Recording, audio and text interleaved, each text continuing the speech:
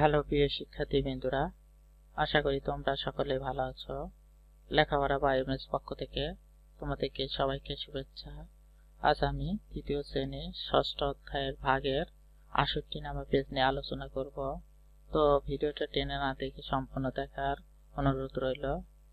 আর যারা আমার চ্যানেল নতুন তারা চ্যানেলটি সাবস্ক্রাইব করবে এবং বেল আইকন অন করে রাখবে। আর যারা আমার চ্যানেলটি সাবস্ক্রাইব করেছো তাদেরকে অসংখ্য ধন্যবাদ। তো আজকের ক্লাস শুরু করি। দেখো এখানে প্রথম প্রশ্ন কি বলছে, দেখো ৮৪টি রঙিন কাগজ আছে। যদি এই কাগজগুলো ৪ জন শিশুকে সমানভাবে ভাগ করে দেওয়া হয় তবে প্রত্যেক কয়টি করে কাগজ পাবে। দেখো এখানে 10টা করে কি করা হয়েছে, বান্ডিল করা হয়েছে। দেখো এখানে কয়টা বান্ডিল আছে, দেখো 1টা 2টা 3টা 4টা 5টা 6টা 7টা 8টা, তাহলে 8 10 কত 80। আর এখানে কয়টা আছে, দেখো 1 2 3 4, তাহলে 80 আর 4 কত হয় 84। তাহলে গাণিতিক ভাগ করতেছে 84 ভাগ 4 সমান কত হচ্ছে 21। কিভাবে 84 ভাগ 4 হিসাব করতে হয় তা চিন্তা করি। দেখো এখানে দেখো 80 আর এখানে আছে কত 4, তাহলে 84।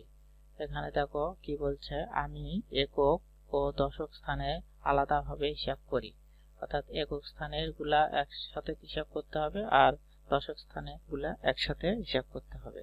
তো আমরা দেখো 80 ভাগ 4 সমান 20 সমান কত পাচ্ছি 20, অর্থাৎ 80 কে যদি আমরা 4 দিয়ে ভাগ করি 20 আর 4 কে যদি আমরা 4 দিয়ে ভাগ করি 1। এখন আমরা এই 20 আর 1 কি করব, যোগ করব, তাহলে কত আসবে 21। তোমার ধারণাটি বন্ধুদের বলো। এখানে 1 নাম্বার দেখি, আমরা যদি এই নিয়মে করতে যাই তাহলে দেখো 36 কে আমরা কি করব, ভেঙে নেব। তাহলে 36 যদি আমরা 30 ভাগ 3 লিখি সমান কত আসবে 10।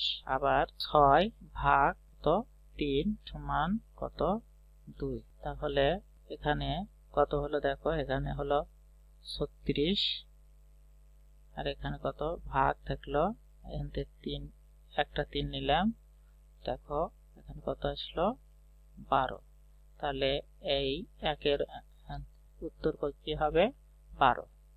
2 নাম্বার, তাহলে আমরা 2 নাম্বারে কি করি, 80 ভাগ 2 সমান কত আসবে, দেখো 80 ভাগ 2 40।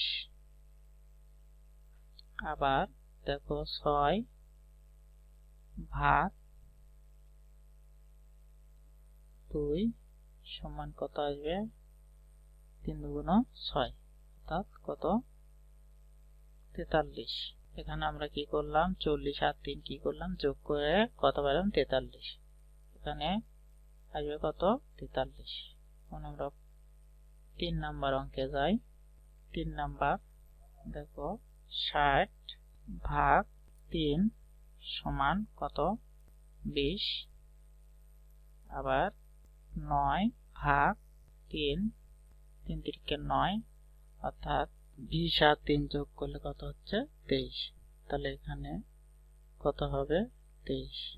4 নম্বর দেখো 77 অর্থাৎ 70 ভাগ 7 সমান 10। আবার 7 ভাগ 7 সমান কত 1।